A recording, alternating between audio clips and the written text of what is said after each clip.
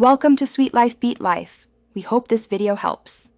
You begin by cutting power. Unplug the Nest Wi-Fi point and count to 10. This clears volatile states so the device can enter factory mode reliably. Next, flip the unit and find the tiny reset pin hole. You'll need a paperclip or SIM tool. Once done, keep the Google Home app open and your Wi-Fi password handy because you'll reconfigure networking immediately. Do this now. Don't power the unit back until you're ready to press the reset pin. With the unit unplugged, insert the paperclip and be deliberate. Reconnect power while maintaining pressure on the reset button. Hold for about 10 to 15 seconds. This forces the firmware to wipe settings and reinitialize. You'll see the LED shift, often to pulsing orange or a solid white, and you may hear a voice prompt indicating factory reset is in progress.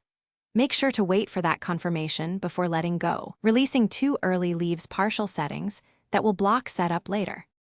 After reset, open Google Home and add the device as if new.